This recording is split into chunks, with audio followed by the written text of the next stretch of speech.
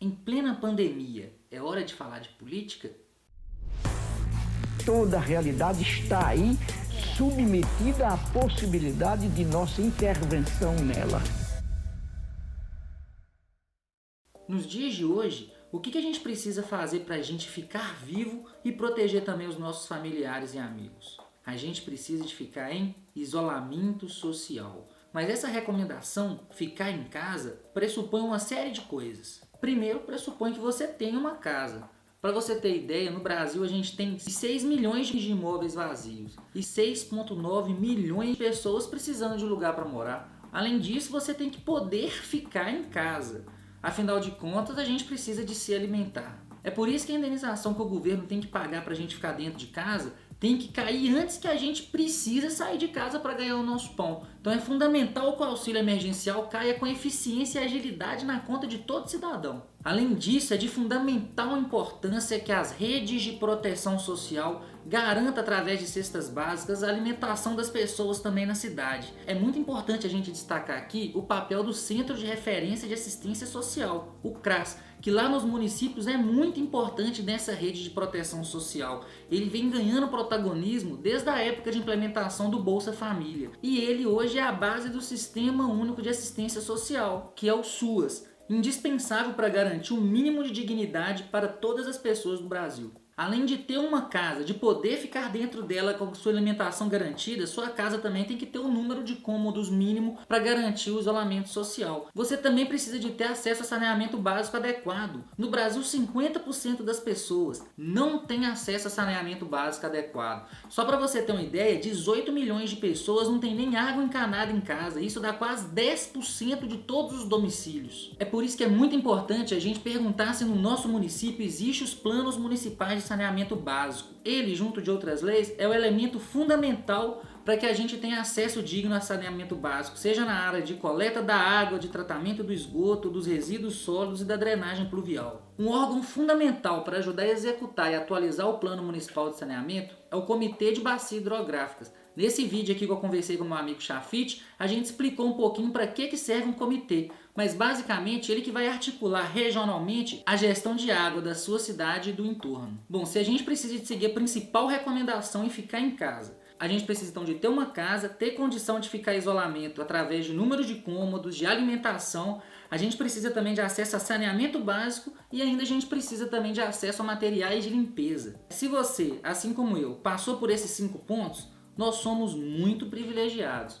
Isso quer dizer que a gente então não precisa de falar de política? Não é bem assim. Isso porque, no mínimo, a gente está contando que um dia a gente vai poder sair de casa. E para isso a economia vai ter que retomar. Os pequenos e médios comércios que geram emprego aí na sua cidade, que giram a roda de economia, eles precisam de estar vivos. Então ele tem que ter acesso a redes de crédito especial para que ele mantenha os empregos e que ele esteja apto a retomar as atividades assim que possível. Bom, e para isso tudo acontecer, a gente também tem que pressupor mais uma coisa, que exista um governo e que esse governo seja rápido e eficiente para tomar todas essas providências que a gente falou. Pois é, e dependendo do país que você mora, existe a chance de não ser bem assim. Vai que não existe um governo ou que o governo mal funcione, e aí você então pegou essa doença. O que a gente pressupõe é que a gente precisa de uma equipe médica para pelo menos nos receber. Essa equipe médica no Brasil, em grande parte, é formada, é gerida, treinada pelo Sistema Único de Saúde, que foi uma revolução que nós tivemos na sociedade brasileira. A gente viu aqui nesse vídeo que através de uma emenda popular, ou seja, uma sugestão da sociedade, a Constituição de 88 aderiu o SUS, que é o Sistema Único de Saúde, que garantiu que a saúde deixaria de ser uma caridade e passaria a ser um direito do cidadão. E mesmo perdendo bilhões de reais nos últimos anos, são esses guerreiros do SUS que conseguem organizar esse sistema, chegar numa área muito ampla no nosso território nacional para atender as pessoas que mais precisam. Ou seja, se você pretende sobreviver e para isso nesse momento você tem que ficar em casa, com todas as críticas e limitações ao Estado, é necessário que ele exista.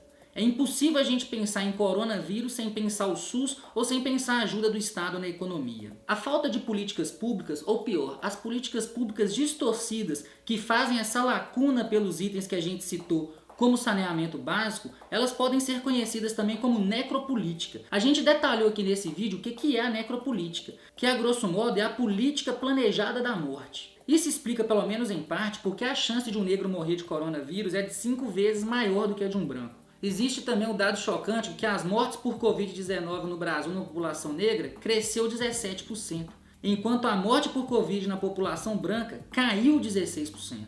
Hoje, no dia dessa gravação, mais de 26 mil brasileiros já perderam sua vida por Covid-19, segundo os números oficiais. E a gente ainda está discutindo o uso de leitos privados através de uma fila única para abarcar todas as pessoas, inclusive aquelas que dependem exclusivamente do SUS.